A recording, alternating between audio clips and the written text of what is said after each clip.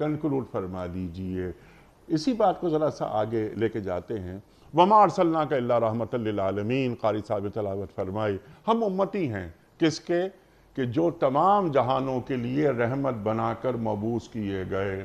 اس رحمت کی کوئی چھینٹ ہم تک پہنچی؟ ہمارے کردار میں شامل ہوئی؟ ہم کیا کر رہے ہیں؟ ٹو ڈوز کے حوالے سے ہمیں تعلیم کر دیجئے اور پروگرام کو کلوز کر دیجئے. بسم اللہ.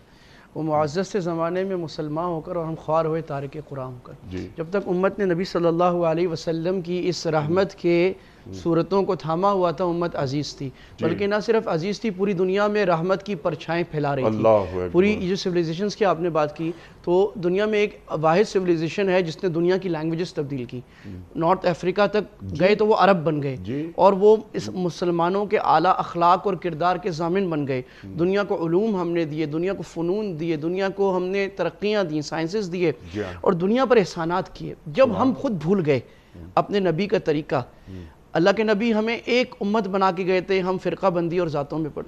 فرقہ بندی ہے کہیں ذاتیں، کیا زمانے میں پنپنے کی یہی باتیں. کتنے فرقے اور کتنا لڑ رہے ہیں ہم آپس کو. آج رحمت کے دن ہے، 12 ربیع الاول میں اللہ کے نبی صلی اللہ علیہ وسلم کو یاد کرنے کا دن ہے. لیکن کیا خوب ہو کہ ایک دن کو منانے کے ساتھ ساتھ بلکہ اس سے زیادہ ہم ہر دن کو منائیں اور ہر دن کو محمد صلی اللہ علیہ وسلم کے رحمت کا دن بنائیں. ایک آدمی سے کسی نے پوچھا تھا، ایک بزرگ سے، کہ شب قدر کی نشانی تو بتائیں. انہوں نے کہا تھا ہر شب قدر است اگر قدر بدانی. قدر کر لو ہر دن 12 ربیع الاول، ہر رات شب قدر، ہر دن محمد صلی اللہ علیہ وسلم. شوہر بیوی کو معاف کرنا، بیوی شوہر کو معاف کرنا، مثالی بیٹا بننا، مثالی ماں بننا، مثالی معاہد بننا، مثالی بزنس مین بننا، معاف کرنا، نبی کی رحمت دینا، دشمنوں کو دوست بنانا نہ کہ دوستوں کو دشمن بنانا.